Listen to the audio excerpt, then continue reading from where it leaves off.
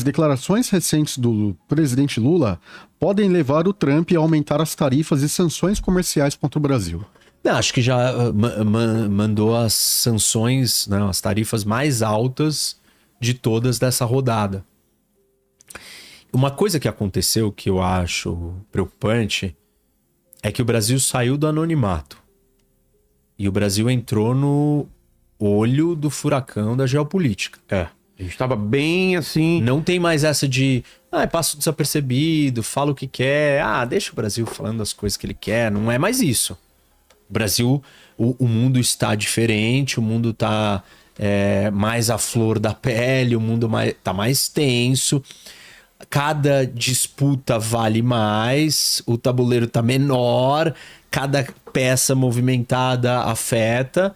E o Brasil, ele precisa compreender isso e entender que nós não podemos, do tamanho que somos, falar qualquer coisa que vai estar tudo bem, ninguém vai ligar pra gente. Até então ninguém ligava pra gente. Não é mais assim. O Brasil precisa prestar atenção na geopolítica. Senão nós vamos começar a sofrer com isso. Política externa não é um assunto que o brasileiro participa e gosta. E tá na hora de participar e gostar. O brasileiro precisa ter voz para que os líderes brasileiros percebam que essas coisas não são aceitas. Isso não é mais um assunto secundário. É um assunto de primeira ordem para o Brasil. A gente já tem problema demais para conseguir andar economicamente. Se agora nós tivemos que lidar com sanção, tarifa, retaliação, bloqueio. Nossa, o Brasil tá perdido.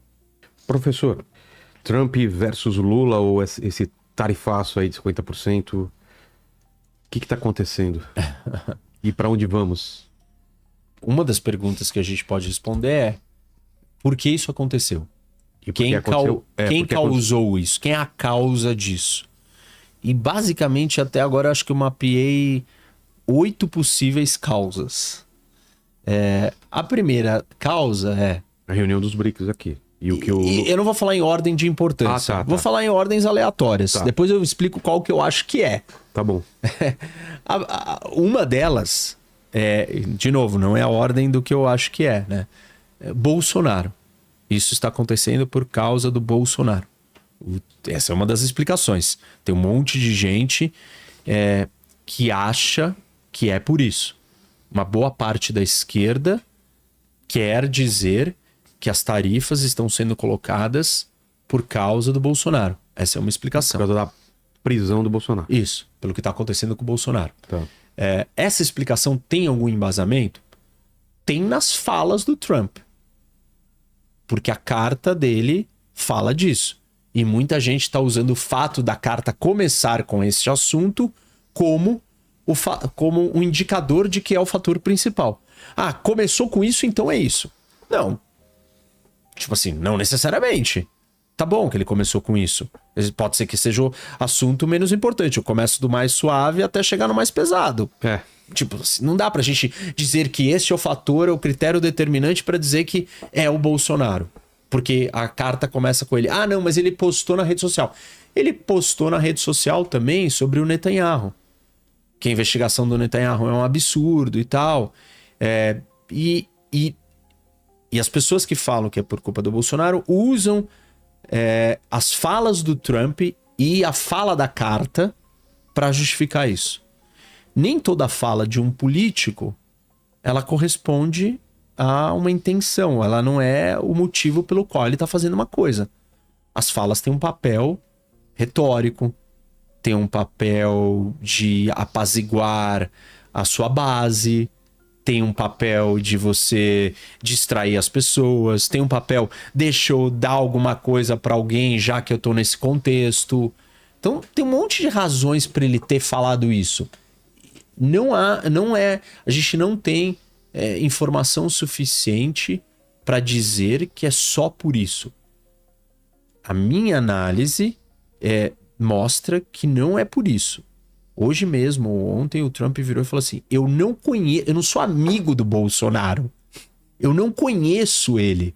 Eu conheço ele como um chefe de Estado. Eu encontrei com ele pouquíssimas vezes. Ele não é meu amigo.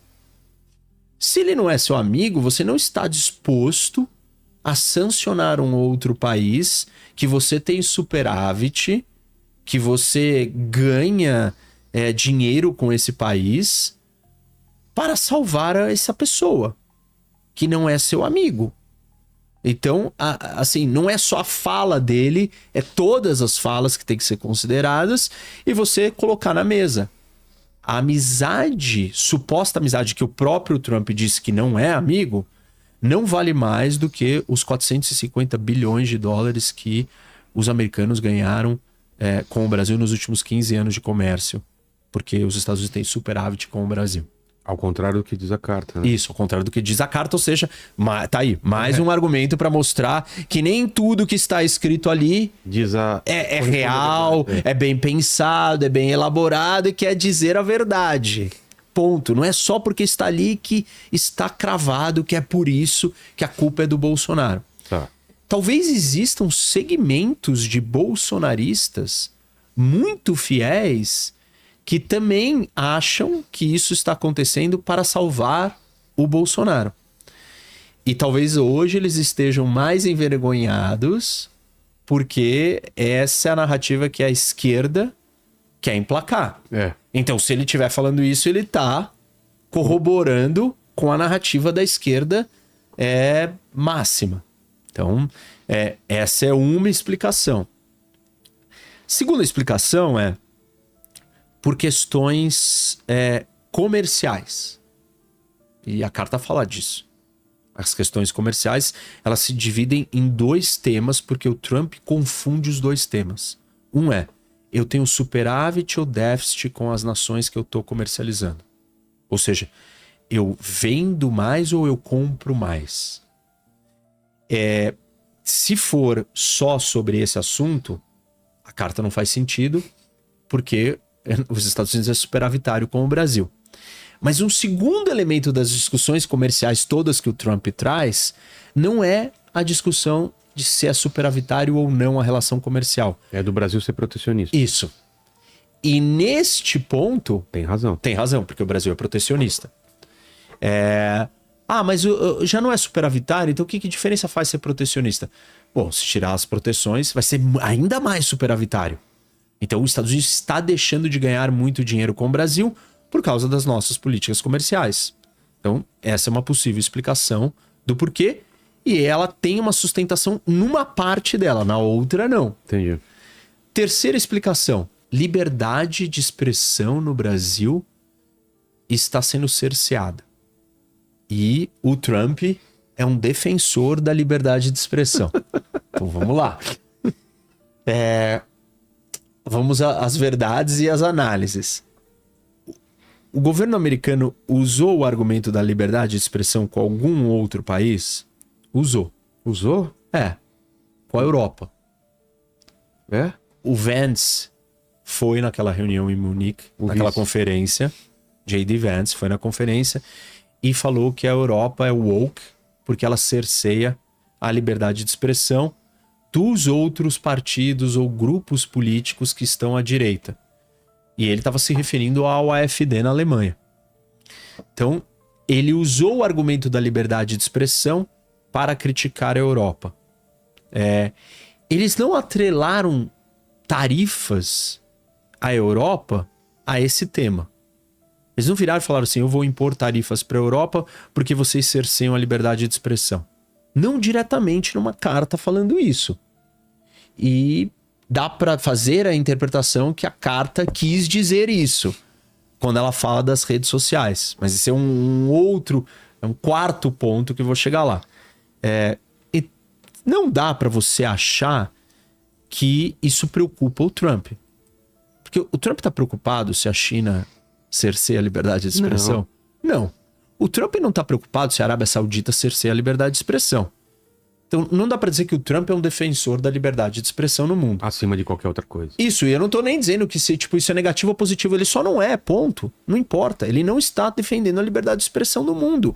Esse não é o papel dele, ele não acredita nisso. Aliás, os republicanos não acreditam mais nessa ótica. O Trump no poder, ele não quer espalhar a democracia no mundo. Porque no passado acreditava que quanto mais democracia, menos... Ainda se acredita nisso. Mas ele não está disposto a interferir e criar um problema com outros países e se meter e derrubar um governo, um regime, por causa da democracia, por causa da liberdade de expressão. Senão ele teria que estar fazendo isso com a Arábia Saudita, com a China. E não é esse o argumento. Coreia do Norte. Com todo mundo. Ele não está fazendo, ele não tá impondo tarifas à China porque a China não tem liberdade de expressão. A China nem vale. Vamos pegar um outro que seja aliado. A Arábia Saudita, que é uma ditadura que não tem liberdade de expressão. E ele não está fazendo isso com a Arábia Saudita. E ele não está fazendo isso com nenhum país do mundo. Ah, não, mas no Brasil a liberdade de expressão é pior. Não, não é pior que na Arábia Saudita, pô. Sonho, pô, pura fantasia, ficção. Quarto ponto. Democracia. Porque o Brasil não é mais uma democracia. E uma parcela da população, principalmente na direita, acha que o Brasil não é mais uma democracia. Tem esse discurso? Pô, não, você já ouviu esse discurso? Já, mas eu levo como brincadeira, né? Não é possível mas que alguém eles levam a acredite sério, nisso. Claro né? que levam. Super a sério. Fora o Monark... Meu, tem um monte de gente que tá assistindo aqui que deve ver. estar em surto, gritando: o Brasil não é mais, o Brasil é uma ditadura, o Brasil é uma ditadura. Então o Trump veio salvar a gente da ditadura. Depois você vê aí se o pessoal tá achando que a gente tá numa ditadura já. Bom, então aí o Brasil é uma ditadura e aí o Trump veio aqui pra salvar a gente de ser uma ditadura. O Fernando que falou... democracia onde? Tá vendo? Eu tenho gente que realmente... Vai ter um monte de gente. O Trump não quer disseminar democracias pelo mundo. Ponto. Não quer. Ele não quer fazer isso. Ele não quer derrubar a Arábia Saudita porque ela não é uma democracia. Ele sequer quis derrubar o Irã. Ah, mas ele sanciona a Venezuela e ela não é uma democracia. Ele não sanciona a Venezuela porque ela não é uma democracia. Ele sanciona a Venezuela porque ela é anti-americana, ela não é um aliado americano, porque ela cria problemas para os Estados Unidos. Porque ela mexe com o interesse nacional americano diferente. Não é pelo elemento democrático. Para ser pelo elemento democrático, você teria que isolar essa variável e testar ela em todas as outras condições e ela teria que ser aplicada. Não é isso. Se ele não aplica isso com outros países que não são democracias, então claramente é alguma outra coisa que tem aqui no Brasil que faz ele se preocupar com o Brasil.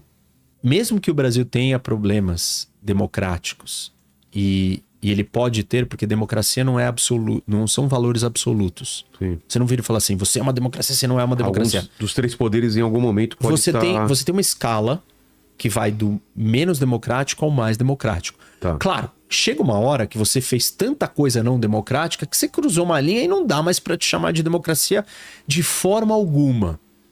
O Brasil não cruzou essa linha. Não é porque um dos poderes, no caso, o judiciário ou o STF, exerce a sua função de forma politizada que o Brasil deixou de ser uma democracia por completo. Ele não deixou. São milhões de elementos que têm que ser considerados para você cravar: o Brasil não é mais uma democracia. Nós não descumprimos todos esses critérios e fatores para a gente dizer que nós já chegamos nesse lugar. Isso não aconteceu ainda. Não se compara. O Brasil não tem nada a ver com a Venezuela. Nada a ver. A Venezuela não é uma democracia. O Brasil está muito distante da Venezuela. Em centenas de critérios e análises objetivas e claras. Então, ponto. Não dá pra gente falar isso. Isso não quer dizer que o Brasil não tenha problemas como democracia.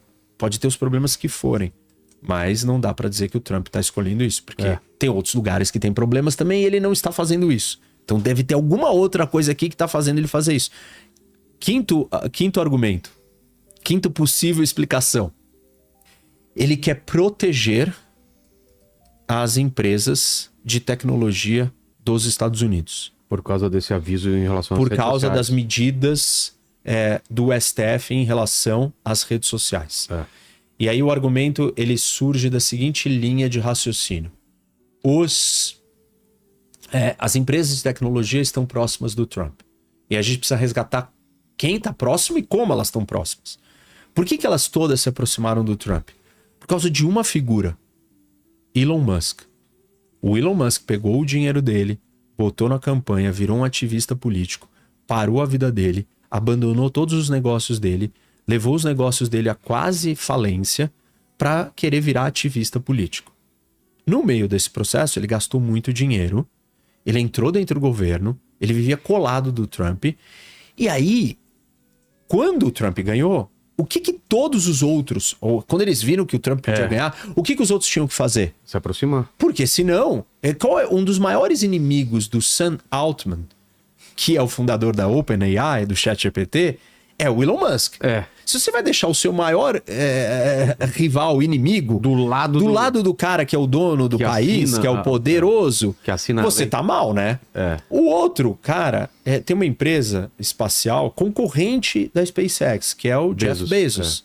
Então, se ele deixar o Elon Musk ali dentro, ele também vai se dar mal. Vai perder contrato. Bom, então se a OpenAI, se a Amazon entrou, a SpaceX, o Meta. Aí o Meta vira e fala assim, todos os caras, eu vou me dar muito mal. Aí a Meta entrou. Aí quando a Meta entrou, o Google e a Apple também tiveram que entrar. E aí todo mundo entrou. Não todo mundo entrou porque eles são melhores amigos do Trump. Ou são alinhados ideologicamente. Não são. Nunca foram. Ao contrário, eles estavam todos do outro lado. Mas o Musk fez um movimento para todos irem. E o Musk rompeu com o Trump. Seriamente. Então, o fio condutor que conectou e criou essa proximidade das Big Techs com o governo americano foi rompido. Não deu tempo ainda da gente medir, né, o que vai... das coisas começarem a se desenrolar e cada um desses caras do seu mundinho, da sua empresa de tecnologia, ter a sua desavença com o Trump. Porque é muito provável que tenham e terão.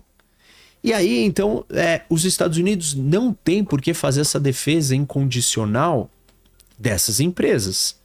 Não na intensidade que se achava que ele podia fazer antes do Elon Musk ter rompido. Dizer que os Estados Unidos está brigando com o Brasil só por causa da rede social, também... Pode haver uma pressão, mas não isso, tipo, dizer que esse é o motivo só não dá. Vamos para o sexto motivo. A empresa do Trump, o True Social, as empresas de mídia social do Trump, perderam dinheiro com o Brasil, com as decisões do STF. E essas empresas... E é verdade isso? Porque elas foram multadas e tal. E essa empresa, esse grupo do Trump, entrou com uma ação contra o Alexandre de Moraes nos Estados Unidos. E aí o Trump, então, está fazendo tudo isso porque o seu negócio está perdendo dinheiro. O Trump, ele interfere em coisas para proteger os seus negócios. Então, ele foi para a visita no Oriente Médio e os filhos dele assinaram contratos bilionários com os fundos soberanos de Arábia Saudita, de Catar, para vários negócios, ganharam muito dinheiro. Ele ganhou um avião nessa história. Então, o Trump faz isso, mas a gente não viu ele fazer isso explicitamente, escancaradamente, com um país, porque o negócio dele tomou uma multazinha. Não é que ele deixou de ganhar, assim, bilhões de dólares. Tá bom, incomodou o negócio dele. Sétima opção, ou sétima explicação. O Lula, a política externa brasileira, decidiu se aproximar do eixo das ditaduras. Via uma das maneiras de fazer isso com os BRICS. Mais colado nos BRICS, mais alinhado, mais porta-voz dos BRICS de um tema que incomoda os Estados Unidos, que é geopoliticamente sensível, que é o dólar. E aí, então, o Brasil decidiu virar o porta-voz maior dessa ideia dos BRICS criarem uma moeda para confrontar, competir, ou pelo menos não substituir o dólar. Ou pelo menos não só ficar atrelado usando ao dólar. Essa medida é uma medida de Estado do Brasil. O que eu quero dizer com isso? Ela é uma política de Estado, ela não é uma política de uma discussão interna. É o Brasil se posicionando para o mundo. Não é um tema interno de política doméstica brasileira. O tema de regulamentar as redes sociais, ele é um tema principalmente interno. Ele tem um efeito na empresa de fora? Tem. Porque ela deixa de ganhar dinheiro aqui, mas é a regra do país. Não, mas ela perdeu dinheiro lá fora porque teve a multa. Tá bom. Mas na sua grande maioria ele é uma discussão interna. O Bolsonaro ser preso é uma discussão interna. A maioria dessas coisas, elas são discussões internas. E é diferente isso de uma política externa do Brasil, porque é uma política do país. O país escolheu tomar um lado, andar numa direção. Isso cria uma retaliação, uma resposta. Uma retaliação não no sentido de negativo, mas cria uma resposta por parte do outro lado. Então, o que está acontecendo? O Trump e o governo americano podem estar respondendo a isso. E isso me parece o mais plausível. Por quê? Porque é isso que está acontecendo com o Panamá. Quando o Panamá deu a exploração, a administração do canal para a China, ou seja, o Panamá se aproximou da China. A questão da Groenlândia, ela passa por isso, porque a rota, ela é uma área que a China e a Rússia estão muito interessadas, então os Estados Unidos quer ter uma posição ali estratégica mais próxima dos dois. Os movimentos maiores dos Estados Unidos estão ligados com as discussões geopolíticas. Claro. Então, esse me parece das questões mais fundamentais do porquê isso está acontecendo, junto com a questão comercial. Aí tem uma outra possível explicação, que é simplesmente o Trump é assim. Ele tá fazendo isso com todo mundo. E tipo assim, não precisa de uma razão. Ele só precisa mostrar força, ele quer mostrar que ele pode mais, ele quer extrair alguma concessão, ele quer extrair alguma vitória política, comercial, econômica, estratégica. Ele quer obter vitórias. E ele está usando o poder dele para ganhar vantagem. Sem uma causa, porque ele está fazendo isso com o planeta inteiro. Dentro da história dos BRICS, eu costumo falar que os BRICS não têm utilidade, eles não são fortes. E aí as pessoas questionam, mas se não é forte, então por que você está dizendo que o Trump está preocupado com isso? O Trump está preocupado com o Canadá.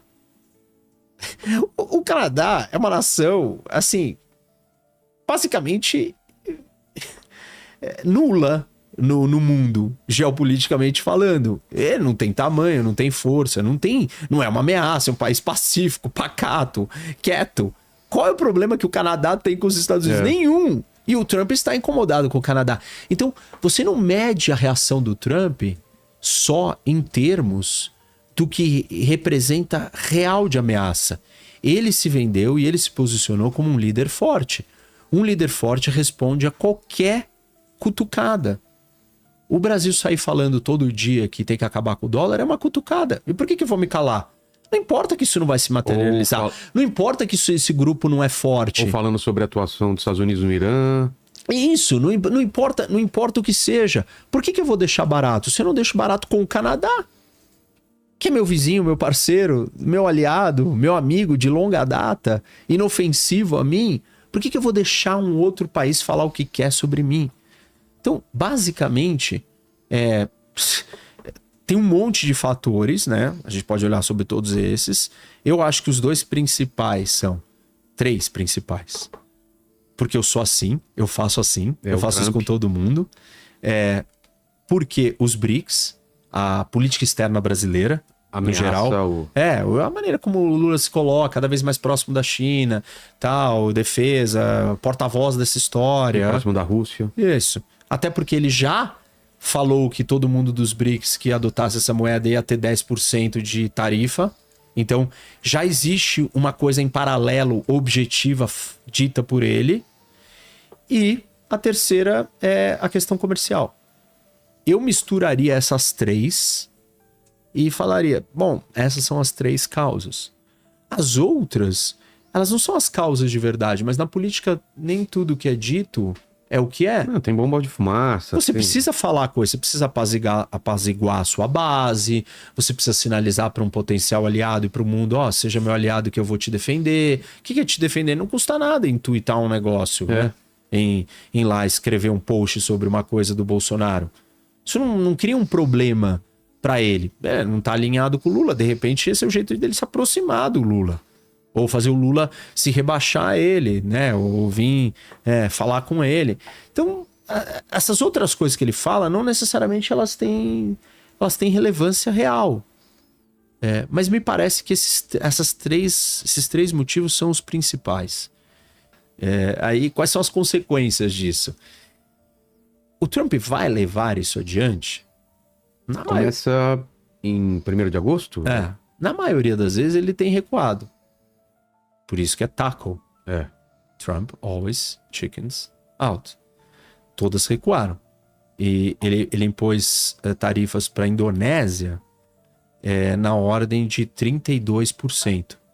E aí ele negociou e virou 19%. Ele jogou lá em cima, ele vai negociar, alguma coisa vai sobrar para o Brasil. E vai sobrar, ou pode não sobrar nada, se a gente resolver dar para ele alguma coisa. O que a Indonésia deu para ele? A Indonésia falou, vou comprar petróleo, mais petróleo seu. Que já combina com a história das sanções secundárias da Rússia. Pare de comprar o diesel e a gasolina da Rússia e compre mais dos Estados Unidos. É uma solução. O Brasil pode falar isso, já que você está pensando...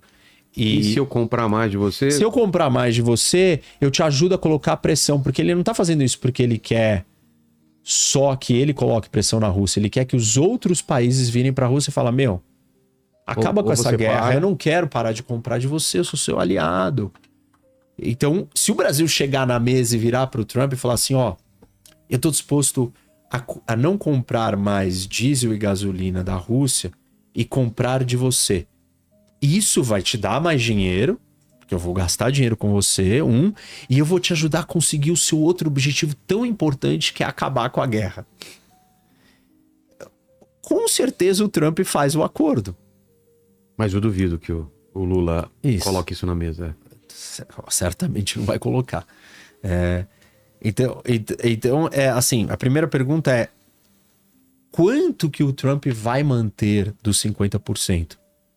Não acho que será tudo. Também acho que não. E depois, o que o Brasil pode dar para os Estados Unidos que ele recuaria? Tem que dar alguma vantagem comercial. E talvez isso é mais intangível, por mais que essa seja uma das causas principais do ponto de vista geopolítico, que é a história da proximidade dos BRICS, do antidólar, abraçar a Rússia e a China, é o Brasil sinalizar ou ficar mais tímido ou mais calado em relação a isso. O Lula não precisa ser o maior porta-voz desse negócio, como ele é. Não ganha nada, né, com isso. É isso. Então essa seria uma solução, uma saída para o Brasil. Óbvio que o Lula vai querer fazer isso? Também acho que não. Não acho que ele vai querer parar de abraçar. Quais são as consequências dessa história? Quais são os resultados que isso trouxe? Já vimos né?